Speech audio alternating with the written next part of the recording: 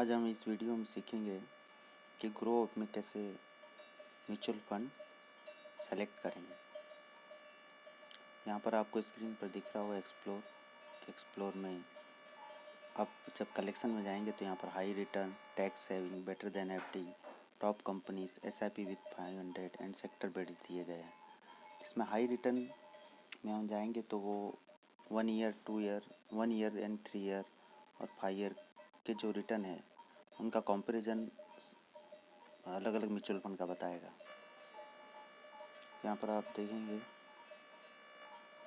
कि 1 साल का जो रिटर्न है IIFL focus equity fund direct growth का, जो कि 65.8% है।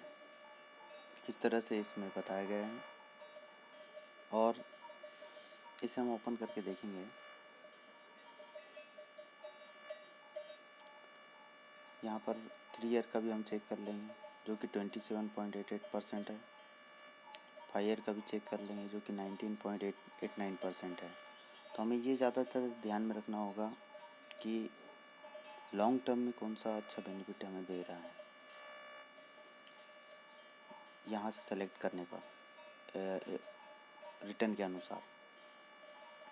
इसके बाद हम इन्हें ओपन करके चेक करेंगे। इसमें आपको दिख रहा होगा मिनिमम SIP इसमें 1000 रुपीज़ है। यहाँ पर SIP monthly order trend return calculator भी दिया गया है इसमें, जहाँ से आप रिटर्न कैलकुलेट कर सकते हो कि आपने कितना पैसा लगाया। जैसे मंथली आप SIP 1000 है तो ये 1 ईयर में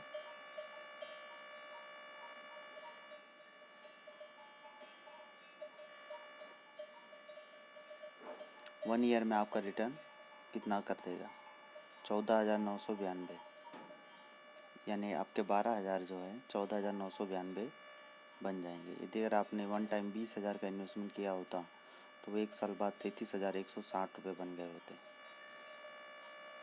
यह हुआ रिटर्न कैलकुलेटर का। रिटर्न एंड रैंकिंग, यहाँ पर अदर म्यूचुअल फंड से ये कंपैरिजन करता है।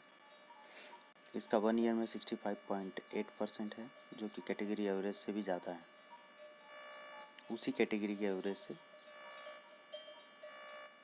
पीयर कंपैरिजन कर लेंगे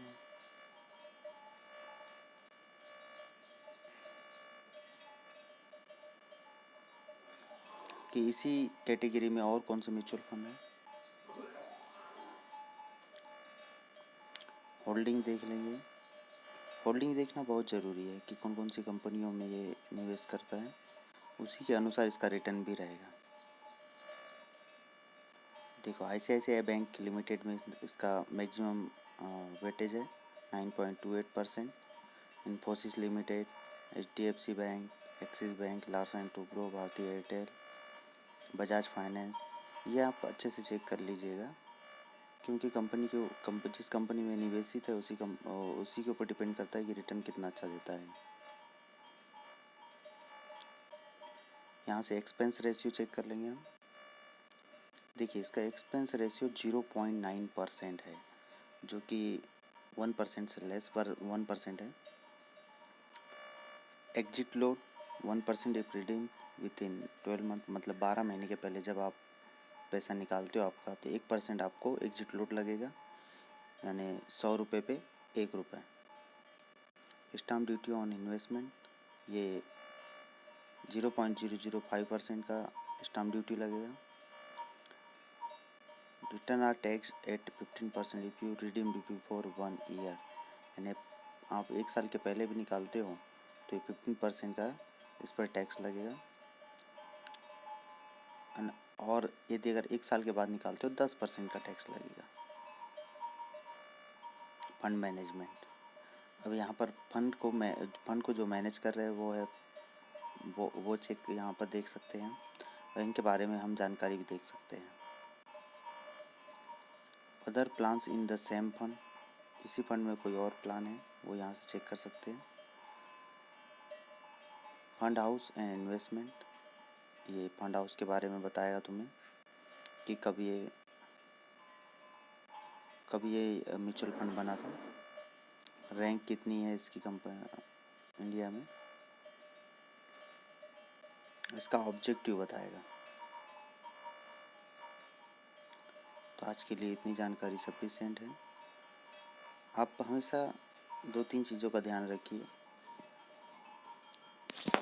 जब भी कोई म्यूचुअल फंड हम सेलेक्ट करेंगे तो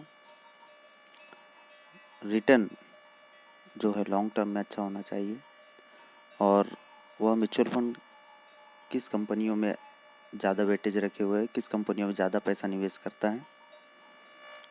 तीसरी चीज़ है कि इनका एक्सपेंस रेशियो कितना है, क्योंकि यदि अगर वह ज़्यादा होगा तो आपको लॉन्ग टर्म में उतना बेनिफिट नहीं मिलेगा, उतना पैसा उन्हें देना पड़ेगा।